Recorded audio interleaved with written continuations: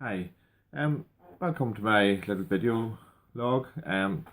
This week what I'd like to talk about really is it's been an important week in terms of mental health awareness, and I would like to have a thought about mental health in the workplace.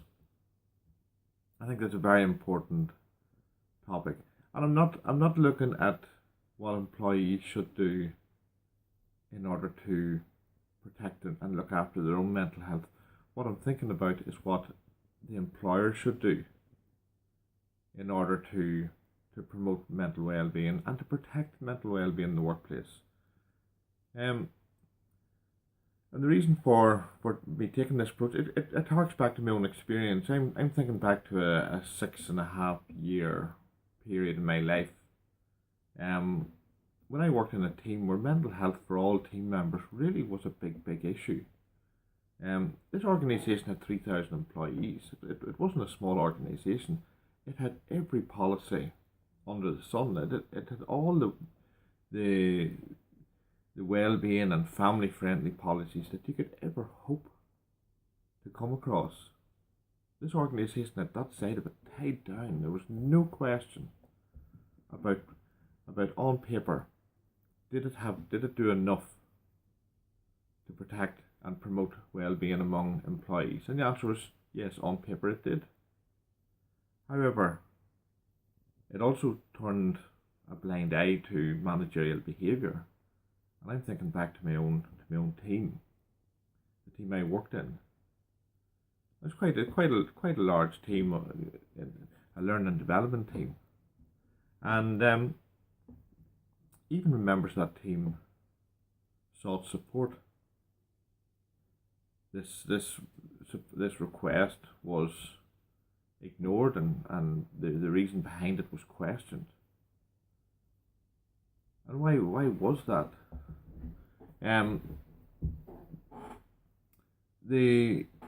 We had examples of people being phoned at home and the manager shouting down the phone at them and reminding them that they were the manager. This might have been on a Friday night. This was unacceptable behaviour for no real reason. The people in question couldn't really put a finger on why they were receiving this phone call. And this managers continue to be allowed to wreak havoc among team members. And I recall my own experience. I had a very interesting conversation with this manager one day when I was informed that I would be broken, that I would be bullied to breaking point. Those words were used. That's a direct quote. It's scary stuff when you think of it.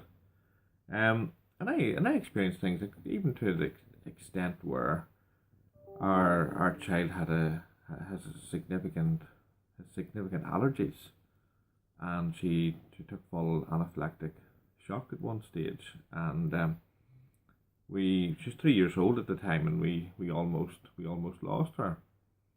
And there's full 999 emergency call, ambulance, blue lights, all of that, a complete rethink of our living arrangements.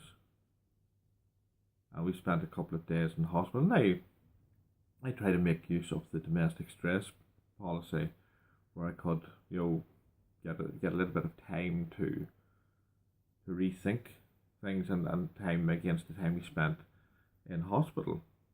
And I spent a couple of days in hospital with my daughter, and this was refused. The domestic stress policy was refused.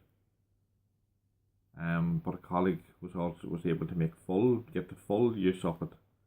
It allowed you up to 3 days leave to make matters right.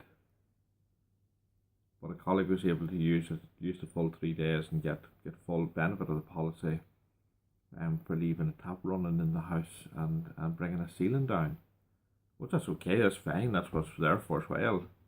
But the two things don't really equate. So it's my point here is it's not enough for an organisation to have all the nice policies on paper. what are you doing to find out how your managers are behaving? Are you including these in your surveys and your employee engagement strategies? Is management behaviour part of that? Do we get a glimpse of how employees are made to feel on a daily basis? Do we get a glimpse of what your managers are doing? That's either good management behaviour is going to promote your talent retention strategy. Bad management behaviour is going to cost you a fortune, because your employees are going to leave, they're going to underperform, they're going to practice quite a number of withdrawal behaviours from the workplace. So are you going to get the benefit of your talent? And the answer is no. So from a point of view just as simple as that, you need to rethink this. So what are you doing to find out how your managers are behaving, how your managers, each individual manager, is making your employees feel on a daily basis? Are they promoting well-being, or are they hampering well-being? And the key point to remember here is that employees don't leave your company. Okay, they don't leave your organisation. They leave the manager that is directly above them. That's the key person in all of this. So it's a good, interesting question in Mental Health Awareness Week. What are you doing to see and find out how your managers are implementing all your well-being and family-friendly policies, everything that you have there? How are they putting that into practice?